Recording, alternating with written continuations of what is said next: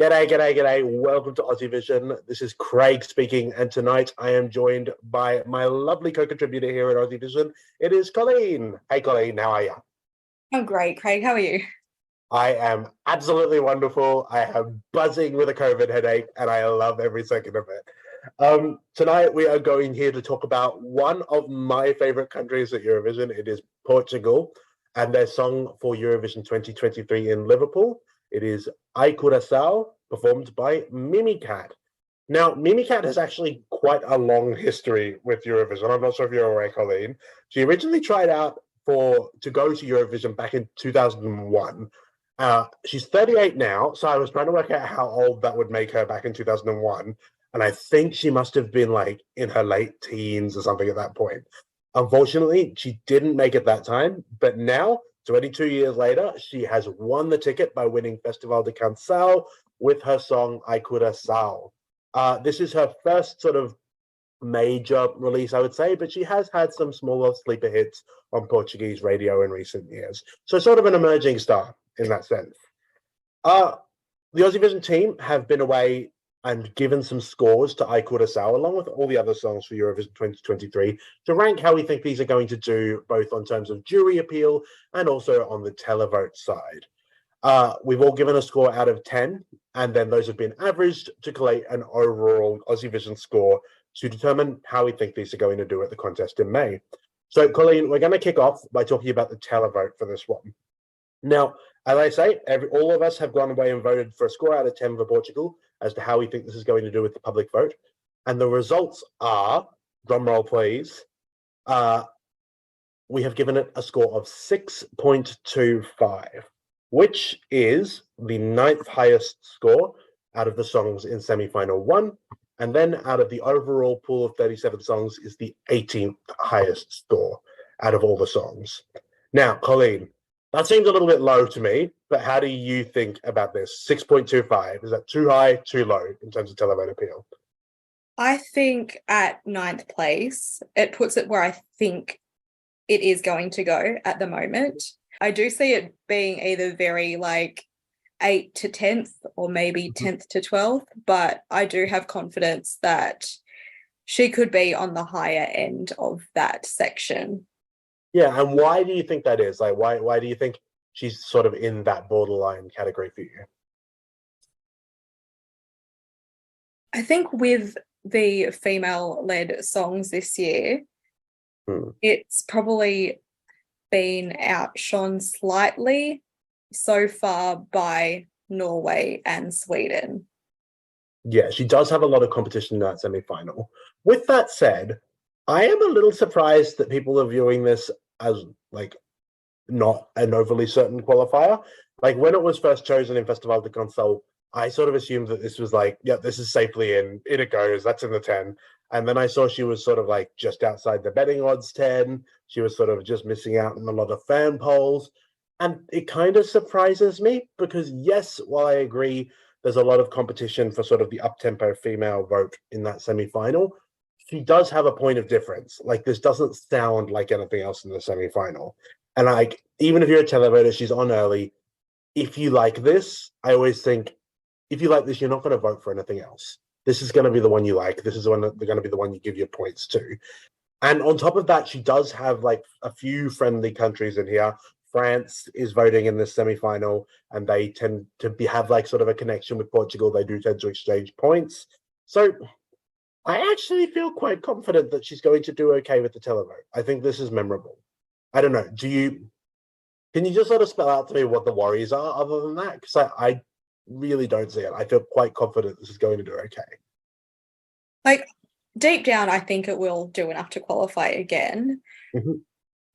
Seeing the odds at the moment, I think that she is in a place to qualify, right? I think she's 10th in the odds as of 3 weeks from the contest.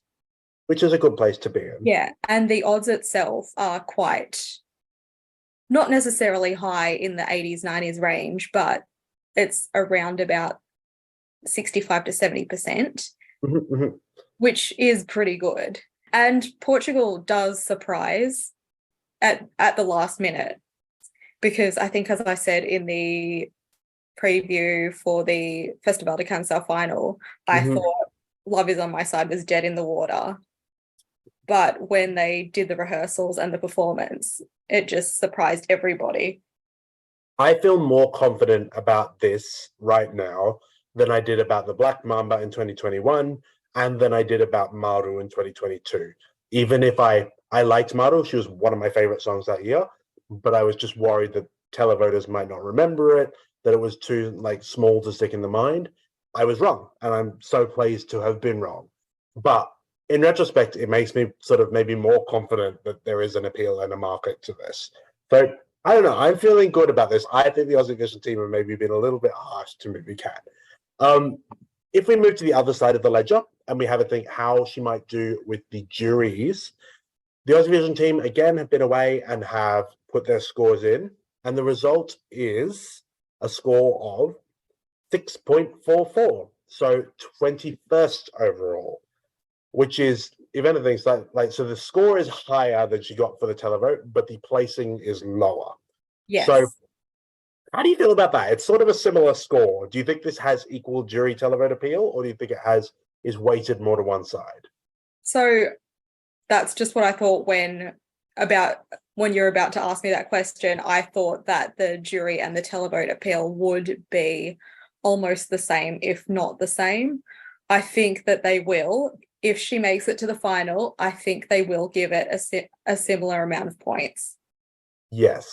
And I mean, like, this does have some obvious sort of jury-friendly things in there. She does hit the big notes, and she's very good at hitting the big notes. She never misses them. And she also just sort of carries herself with that sort of grande dame performer energy, which I think is going to appeal to a certain part of the jury voting demographic. You like her, she's charismatic, and you're drawn to her as a performer, which I think really helps her. I have a question, because I know some people really don't like this comparison, but do you think that she faces any potential competition from France and Lazara, who is another sort of, big diva-y performer singing a slightly old-fashioned song? I don't think so. Maybe for the aesthetics, that type of thing, maybe. But Lazara is more disco-oriented, I would think. And coração is kind of more Cabaret, showgirl type, genre type thing. Yeah, no, to be clear, not saying they're the same at all. They're clearly very different songs. A part of me does wonder here whether, if you look at the sort of person who likes diva-y cabaret numbers and the sort of person who also likes diva-y, disco numbers, sung by like sort of a pretty lady in a nice dress, demographically, I think that's sort of a similar group. And I'm wondering whether those people, maybe with the juries, they can vote for both. But like going back to the televote, I guess this fits more there. Do they vote for both? If you can only vote for one, and I'm just going to say, if you're a middle-aged gay man and you're voting for one of sort of the divas in the grand final, do you vote for Mimicat or do you vote for Lazara? Because I do worry that maybe Lazara comes out slightly on top there. But to be clear, please don't get mad at me, Portugal. I don't think they're the same, and I love this. They're both in my top 10. Well, Portugal, I know for myself that if I had the option and I was to vote with who I ranked higher, I would give it to Mimicat.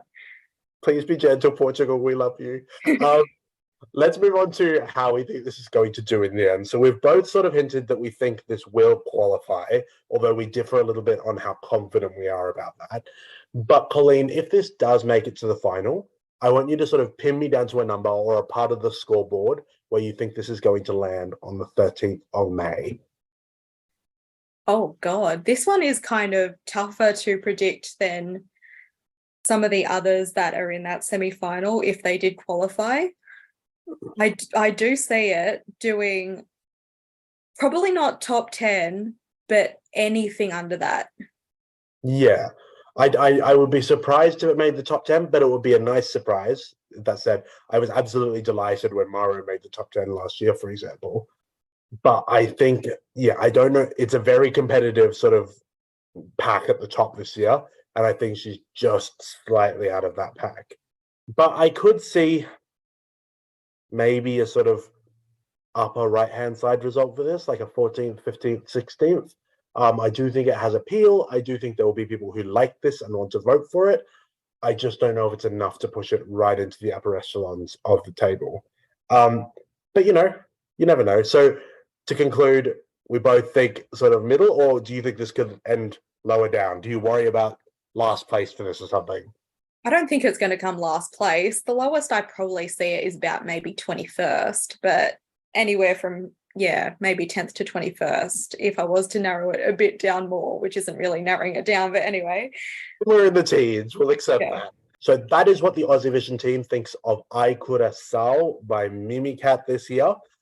You may have a different take. So please, if you do, let us know what it is in the comments below. We'd love to hear from you. Colleen, as always, it has been a pleasure. Thank you for joining me tonight. And we will see you all. And we will see you all very soon. Cheers, guys. Bye. Yeah.